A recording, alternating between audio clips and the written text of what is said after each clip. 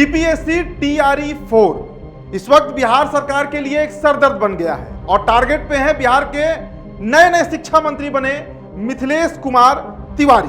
मिथिलेश तिवारी लगातार रडार पर है और इसलिए है क्योंकि वो शिक्षा मंत्री है। 7 तारीख को उन्होंने शपथ लिया, 8 तारीख को उन्होंने पदभार संभाला। 4 दिन बीता है, लेकिन देखिए पूरे बिहार में और अब तो कहिए कि राष्ट्रीय स्तर पर भी मिथिलेश तिवारी की चर्चा होने लगी है। हम मिथिलेश तिवारी पर आएंगे दोस्तों, लेकिन उससे पहले हम बीपीएससी टीआरई 4 को थोड़ा समझ लेते हैं। बीपीएससी टीआरई 1 हुआ, बीपीएससी टीआरई 2 हुआ, 3 हुआ और अब 4 होना है। विवाद है कहां पर? बीपीएससी टीआरई 1 जिसमें 1,71,000 अभ्यर्थियों की नियुक्ति हुई थी, उन्हें नियुक्ति पत्र बांटा गया था। बीपीएससी टीआरई 2 जिसमें करीब 1,22,000 अभ्यर्थियों की भर्ती हुई, उन्हें नियुक्ति पत्र बांटा गया। और बीपीएससी टीआरई 3 जिसमें 87,000 अभ्यर्थियों को नियुक्ति पत्र बांटा गया। आपको भरोसा नहीं होगा, लेकिन अगर आप खबरों से रूबरू रहते होंगे तो आपको पता होगा कि बीपीएससी टीआरई 1 और बीपीएससी टीआरई 2 मात्र 72 दिनों के अंदर में अधिसूचना निकलने से नियुक्ति पत्र वितरण तक हो गया। मतलब 2.5 महीने के अंदर, उससे भी कम समय में, 3 दिन उसमें भी कम था, नोटिफिकेशन आया, एडमिट कार्ड आया, एग्जाम हुआ और उसके बाद ज्वाइनिंग भी हो गया। टीआरई 3 में थोड़ा समय लगा, लेकिन बीपीएससी टीआरई 4 को लेकर सरकार ने कहा था कि 24 अगस्त 2024 को इसका अधिसूचना निकल जाएगा। मतलब विज्ञप्ति जो होता है, जो विज्ञापन होता है वैकेंसी का, वो निकल जाएगा। 24 अगस्त 2024 की मैं बात कर रहा हूं। 24 अगस्त 2025 भी बीत गया, अब तो अगस्त आ जाएगा 2026 का। अब तक ना तो अधिसूचना आया है, सिर्फ आश्वासन दिया जा रहा है। पिछले साल 2025 के जुलाई के महीने की 25 तारीख को नीतीश कुमार की तरफ से एक ट्वीट किया गया, जिसमें कहा गया कि 10 से 15 दिनों के अंदर में अधिसूचना आ जाएगी। वो समय बीते भी अब 10 महीना हो चुका है। तो जो छात्र हैं, जो अभ्यर्थी हैं, जो बीपीएससी टीआरई की तैयारी कर रहे हैं, उनके सब्र का बांध टूट गया उस दिन जिस दिन बिहार के नए शिक्षा मंत्री ने अपना शपथ लिया, मिथिलेश तिवारी। अब इसके लिए दोषी कौन है? के सिद्धार्थ दोषी हैं, सुनील कुमार दोषी हैं जो पूर्व शिक्षा मंत्री रहे, नीतीश कुमार दोषी हैं, कौन दोषी है?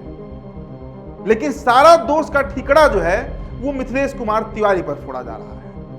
भाई, मिथिलेश तिवारी को अभी शिक्षा मंत्री बने कितना समय हुआ है? घंटों पे जोड़िएगा तो 4 दिन जोड़िए तो 96 घंटे, 96 घंटे हो रहे हैं। और इसमें अभी तो मिथिलेश तिवारी पूरा प्रकरण समझे भी नहीं होंगे कि इतना फजीहत हुआ और अलग अलग तरीके से ट्रोल किया गया।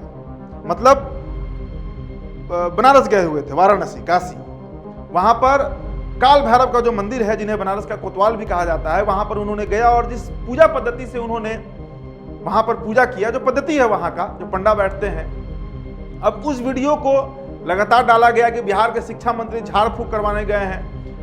अब या तो ये अल्प ज्ञान है, क्योंकि जो लोग नहीं जानते हैं कि काल भैरव का पूजा, और वो भी रविवार के दिन गए थे जिस दिन खास पूजा होती है, 4 बार आरती होती है, वो एक अलग ट्रोल किया गया।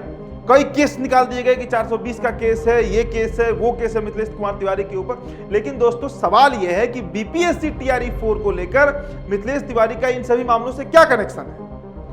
नए नए शिक्षा मंत्री बने हैं, अभी कल से उन्होंने अपना ऑफिस ज्वाइन किया है, सोमवार के दिन से मामले को समझ रहे हैं और उन्होंने कहा भी है कि इसको जल्द से जल्द निपटाया जाएगा। देखिए, मिथिलेश कुमार तिवारी बिहार के वो दूसरे ब्राह्मण चेहरा है नीतीश मिश्रा के बाद बीजेपी में जो शिक्षा मंत्री बने हैं, और 20 सालों के बाद, और पूरे इतिहास को आप देखिए तो भारतीय जनता पार्टी का पहला शिक्षा मंत्री कोई बिहार में बना तो वो मिथिलेश कुमार तिवारी बने हैं। बीजेपी ने कुछ सोच समझ के ही उनको बैठाया होगा। शिक्षा विभाग आज बिहार के पास है, मतलब बीजेपी के पास है बिहार का, तो कुछ मूलभूत बदलाव भी किए जाएंगे, तय सी बात है। और छात्र अपनी जगह सही मांग कर रहे हैं, छात्र कहीं से भी गलत नहीं है। भाई, करीब 2 साल का समय बीतने जा रहा है सिर्फ आश्वासन पर आश्वासन। जिस तरह कोर्ट में सिर्फ तारीख पे तारीख दी जाती है, उसी तरीके से कोर्ट ये सरकार की तरफ से सिर्फ आश्वासन दिया गया। ऐसा खेल हुआ है विभाग में। शिक्षा विभाग अगर कुछ भेजता है बीपीएससी को प्रस्ताव, तो बीपीएससी ठुकरा देती है। बीपीएससी कुछ प्रस्ताव शिक्षा विभाग को भेजती है तो वहां पे उसे एक्सेप्ट नहीं किया जाता है। अब इस पूरे प्रकरण में पिसा कौन?